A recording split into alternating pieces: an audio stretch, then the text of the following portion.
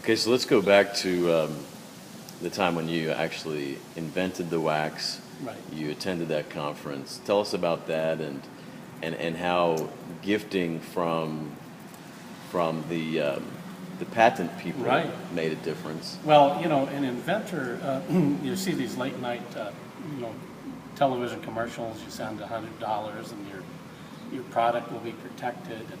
The interesting thing about patents is that they're very expensive to have a good patent. And here we were employing marginal people, and our business was existing on a fairly subsistence level. We were making a profit, basically enough profit just to stay in existence.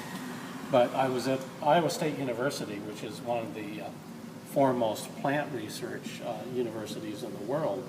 They were doing a conference on value-added agriculture. And essentially, that just refers to the fact that you take a low-cost commodity. The farmers are paid a very low price for what they grow. So the conference was on value-added agriculture, how you can take that low-priced commodity and create higher-value products to create economic opportunity right within our state. So they had invited in the university people and state agencies, and somehow I got word of it, and I'm an entrepreneur. I called up and I said, wouldn't it be good to have some entrepreneurial businesses that knew how to take these products into the actual market? So I was invited to set up a display. I was the only business person there. And so I think they recognized that for value-added agriculture to actually have economic impact, it had to take on that business perspective.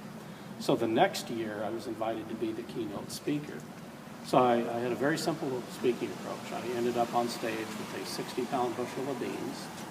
The commodity price at that particular time was $5.38, is what a farmer would get for a bushel of beans.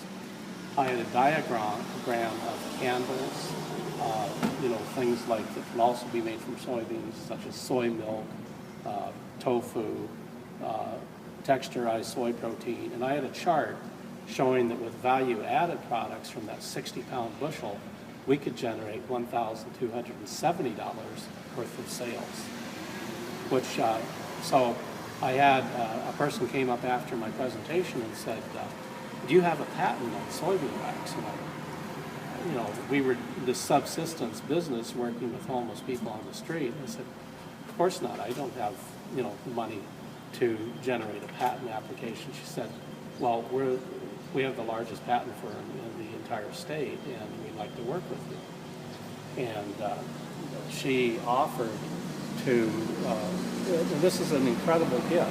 They were not set up to do pro bono work per se, but they said that they would carry out the patent application. They would file the patent and charge us only actual out-of-pocket expenses. Their paper, their printing, the fees to the patent authorities. Came out to $9,000. Now, normally a patent would cost around $50,000.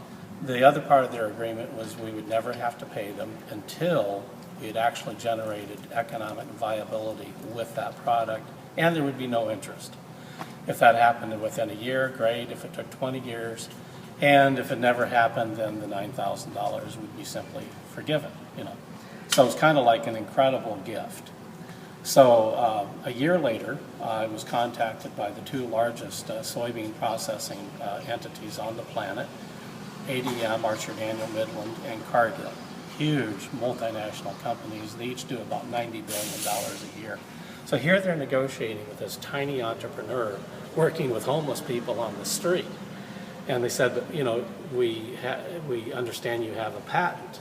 Now, if I hadn't had that patent, I doubt if they would have been taken it back to their board of directors and say, hey, let's help this guy working with homeless people on the street. But I had a product patent, and they wanted the patent. So because the petroleum wax industry is a $10 billion per year industry. So they saw there was something here to go after. So we made a very simple deal that they would pay me a $100,000 signing fee, and we would, they weren't going to buy the patent out as a complete buyout, but I would remain in the business long term, and we would share 50% of the profit. So from an entrepreneurial perspective, it was an excellent agreement. And it was from that $100,000 signing fee that we were able to purchase this historic building in the New Bohemia Art and Cultural District. Uh-huh. And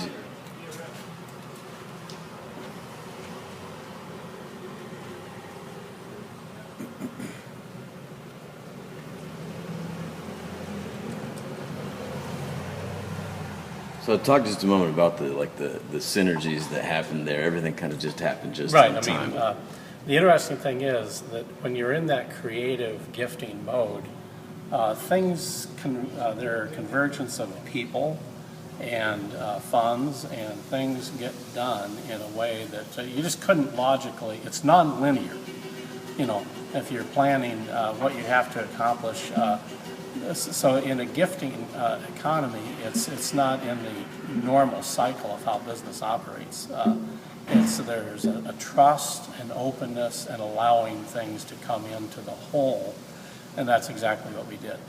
So that gift from the patent attorney, the timing of such was when we were approached by these large companies. We had protection. So then when they were ready to deliver the signing fee, I said, well, there's also this $9,000 fee that the patent attorney gifted. So you also have to pay that. So I made sure that gift economy went back through the cycle, and went back to the original party that gifted it. So it's interesting how all these things come together and how it all worked.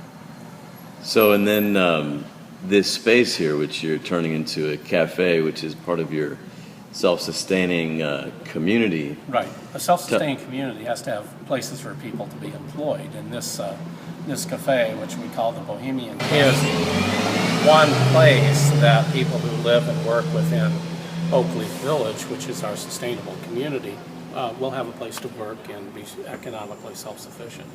So here we are in the space where you used to run the soy wax business, and tell us about how this space was used, even at the time that you were doing the soy wax business, and then ongoingly afterwards. We're shipping 20 million pounds per year. That's obviously not happening in this space.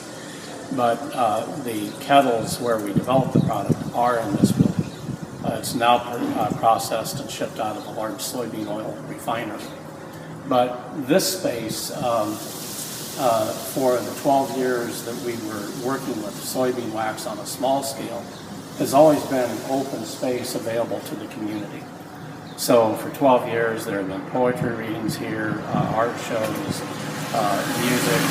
My wife Lynette is the counselor at an alternative high school 2 blocks away. So youth need a place to express, to be creative. And if you've ever been in a band and 16 years old, there's very few places where adults let you in the door to perform. So this was an open door place, and we had 3 rules: no alcohol, no drugs, and because we lived in the apartment upstairs, everyone had to be allowed at 11 o'clock at night so we could sleep. Some of the most talented were groups of freestyle rappers that would come in here, and the spoken word and poetry and music. We had dance troupes in here, and this went on for 12 years. It was also a space where our whole society has become more and more closed and in many ways uncivil. It's these opposing camps of partisan politics, and they hardly talk with each other. They scream at each other. So we said any political persuasion can come in here because this is a free speech zone. But the understanding is it's only civil behavior. If you disagree, that's fine, but you need to honor and respect each other and express and so things have gone on in this room where understandings have been bridged.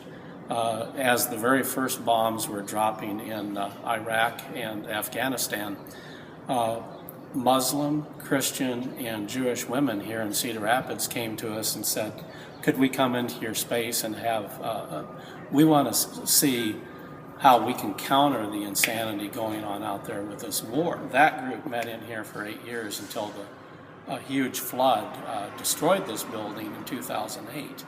But Cedar Rapids, now repurposing Right, we the have building rebuilt. as a cafe, a central meeting place where people can come together. And Right, we were talking about the other day, you're under no financial pressure to None. pay the bank, right. so this can kind of just happen as it happens and come together. And there's Well, no pressure on any contractors, or there's no timeline that there would normally be in a for-profit enterprise. There's none of that. And it really, in New York City 20 years ago, I experienced the freedom of having a space where there was no financial pressure. Now, that was a gift because it was a gift of the financial, the real estate market in New York. We just happened to be in the right time and space. The interesting thing is other buildings all around us were being foreclosed, and the tenants just walked out. When the lights went out, they thought, well, it's time for us to leave. They didn't have that sense of independence and self-sufficiency that we did. We just walked over to the utility company and put the utilities in our name. So what I take from that is there are gifts all around us every single day, but we have to be able to recognize the opportunity, because the gifts that show up in our lives may not be in a conventional package where it has instructions. You have to be aware and watching what's going on, as we were in New York City, because to the best of my knowledge, no one else did that in our neighborhood. They just accept the circumstance that, the real estate crashed, they were being foreclosed, and the tenants were being evicted, so that was the way it worked. And talking about recognizing the gifts, a lot of what you've done here in Cedar Rapids with this refurbishing this place, and with salvaging the homes that were destroyed and the things in the homes, a lot of this place is being refurbished with things. I mean, this light fixture here came from $10 at a garage sale. $10 at a garage sale. All of the other light fixtures we just hung up yesterday, they are beautiful industrial, like kind of traditional warehouse lamps. 25 of them. I went to a bagel store, had a bagel one morning. I saw 25 of these beautiful lights in their dumpster, because they were refurbishing the bagel store, and the light fixtures were going in the dumpster. So 25 light fixtures are coming into this building. And the Sustainable Urban Village that we're building a block from here, it's all in houses that were destroyed by the flood, but we've been using a lot of repurposed building materials that were being, we've actually extracted materials from houses that were being demolished after the flood. And we haven't used that exclusively. We've kind of combined used materials with energy efficiency. For instance, this building now has R20 insulation. It used to be a 100-year-old brick building. This thing used to just be very breezy, but now it's been well insulated. Every window here is now low E double pane glass.